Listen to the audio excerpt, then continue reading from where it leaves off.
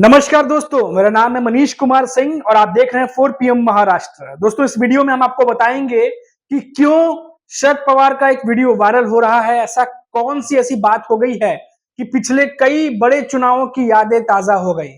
और दूसरा हम आपको बताएंगे कि आखिर अजीत पवार क्यों बीजेपी के तमाम बड़े रैलियों से दूरी बनाए हुए हैं। अब तो वो जो देश के प्रधानमंत्री नरेंद्र मोदी हैं, उनकी रैली में भी अजीत पवार तो क्या, उनके बाकी के कोई सीनियर नेता भी नहीं पहुंचे हैं। आखिर ये दरार जो पड़ी है महायुति में, ये कितनी गहरी है, इस पर भी चर्चा करेंगे। तो चलिए वीडियो की शुरुआत करते हैं। दोस्तों, सबसे पहले आपको बताते हैं अजीत पवार की एनसीपी और बीजेपी के बीच चल रहे तल्ख तेवर के बारे में। आपको पता है कि महाराष्ट्र में चुनाव में बीजेपी एक नारे के साथ चुनाव लड़ रही है, बटेंगे तो कटेंगे। वहीं देश के नरेंद्र मोदी महाराष्ट्र आते हैं और वो कहते हैं एक है तो सेफ है। अब इन नारों के साथ बीजेपी महाराष्ट्र के चुनावी अखाड़े में उतरी हुई है। लेकिन इन सबके साथ ही जो महायुति गठबंधन है, इसके एक बड़े गठबंधन दल के जो नेता हैं, अजीत पवार की जो एनसीपी की बात कर रहा हूं मैं, वो साफ तौर पर ना ही इस नारे के साथ दिखाई दे रहे हैं, ना ही इस नारे के साथ जो तमाम पॉलिटिकल कैंपेन चल रही हैं, रैलियां चल रही हैं, उसमें शामिल हो रहे हैं। पूरी तरीके से अजीत पवार और उनके नेता, जो एनसीपी के बड़े नेता हैं, वो कटे हुए हैं। साफ तौर पर जाहिर है कि महायुति के भीतर खींचतान तल्ख मची हुई है। वहीं हमने देखा कि किस तरीके से अजीत पवार ने इस नारे पर जब उनसे सवाल किया गया तो उन्होंने साफ कह दिया कि महाराष्ट्र में बटेंगे कटेंगे नहीं चलेगा। देवेंद्र फडणवीस का बयान आता है, वो कहते हैं कि अभी उन्हें जनमानस की समझ नहीं है, वो नब्ज नहीं पकड़ पाए हैं कि जनता क्या चाह रही है। उन्हें थोड़ा वक्त लगेगा क्योंकि अजीत पवार ऐसे लोगों के साथ रहे हैं जो कि हिंदू विरोधी रहे हैं।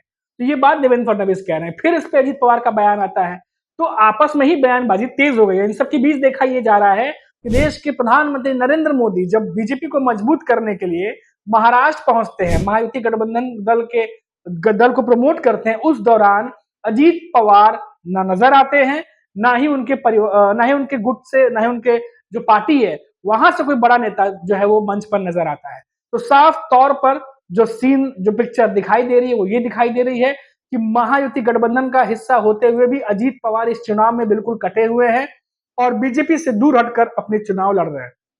हालांकि खाली नाम के लिए महायुति गठबंधन जो है वो बना हुआ है, लेकिन जिस तरीके से एकनाथ शिंदे और बीजेपी, एकनाथ शिंदे की शिवसेना और बीजेपी लड़ रहे हैं, वैसा अजीत पवार के साथ बिल्कुल दिखाई नहीं दे रहा है। और इसीलिए ये सुर बार बार उठ रहे हैं कि क्या महायुति के भीतर अब उस कगार पे पहुंच चुके हैं जहां अब टूट निश्चित है। दरार इतनी बढ़ गई है कि अब सब कुछ सामने आने लगा है, चुनाव का भी खत्म होने का इंतजार नहीं हो पा रहा है। तो ये पूरा जो महायुति के भीतर महादंगल मचा हुआ है, वो जो है ताजी रिपोर्ट है। क्योंकि आपको पता है कि जब नरेंद्र मोदी या अमित शाह महाराष्ट्र आते हैं तो वहां तमाम बड़े नेता, जो दिग्गज नेता हैं, सीएम है, डिप्टी सीएम है, सब वहां मौजूद रहते हैं। लेकिन अजीत पवार का वहां ना जाना और साथ ही किसी और मंत्री का भी ना जाना साफ इशारा करता है कि बहुत कुछ जो है वो गड़बड़ चल रहा है महायुति के भीतर। दूसरी तरफ आप देखिए कि शरद पवार का एक वीडियो वायरल हुआ है जहां वो कोल्हापुर में जो जनसभा थी उसको संबोधित कर रहे थे, और शरद पवार का वीडियो बारिश के बीच वायरल हुआ। यानी फिर से जब वो भाषण दे रहे थे, उस दरमियान तेज बारिश आई और उस बारिश में वो भाषण देते रहे। ऐसा ही कुछ 2019 में भी देखने को मिला था कि तेज बारिश के बावजूद भी शरद पवार भाषण देते रहे और वो वीडियो वायरल हुआ और उन्हें चुनाव में बहुत ज्यादा मदद पहुंचाया। एक मैसेज होता है, कन्वे होता है कि देखिए कैसे जो एक नेता जो 80 साल से ऊपर के हैं, वो इतनी तेज बारिश में भी अगर बारिश आती है तो वहां हटते नहीं है वहां से, उनके संबोधन जो है वो चलते रहते हैं उस तेज बारिश में भी। तो ये फिर से हुआ है कोल्हापुर में, और ये वीडियो फिर से जो है 2019 के बाद 2024 के विधानसभा चुनाव में वायरल हो रहा है दोस्तों। और आपको बता दें कि शरद पवार ने संबोधन में फिर से जो है अपनी बातें दोहराई हैं और कहा कि कुछ काम जो है जो अधूरे रह गए हैं उसे पूरा करना है, और इस बार एनडीए गठबंधन जब वापस सत्ता में आएगी तो वो सारे काम पूरे कर लिए जाएंगे। तो ये जो वीडियो है ये अपने आप में एक मैसेज कन्वे कर रहा है, महाराष्ट्र की जनता के बीच में जमकर वायरल हो रहा है, लोग देख रहे हैं। क्योंकि शरद पवार 84 के आसपास जो है उनकी एज है, और ऐसे एज में वो जिस तरीके से सभा कर रहे हैं, अलग अलग जगह जा रहे हैं दोस्तों, अलग अलग लोगों से मिल रहे हैं इस एज में भी, और लगातार लोगों से बातचीत कर रहे हैं, संबोधन कर रहे हैं, और पूरा माहौल बना करके जो है वो रखा हुआ है। बारामती की बात कर लीजिए, वहां पे भी देखिए कि तमाम जो लोग रिएक्शन आ रहे हैं, जो तमाम पब्लिक ओपिनियन आ रहे हैं, वहां पर अजीत पवार के साथ योगेंद्र पवार भले पहली बार चुनाव लड़ रहे हो, लेकिन शरद पवार उनके पीछे खड़े हैं, जिसकी वजह से योगेंद्र पवार बहुत ज्यादा मजबूत दिखाई दे रहे हैं।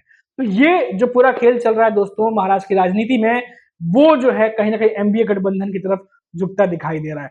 और वहीं ये दोनों घटनाएं मैंने इसलिए बताई आपको क्योंकि एक तरफ आप देखिए जो एनडीए घटक दल है, एनडीए गठबंधन के जो उद्धव ठाकरे की शिवसेना है, शरद पवार की एनसीपी है, कांग्रेस है, ये तीनों ही दल लगातार सभाएं करते जा रहे हैं।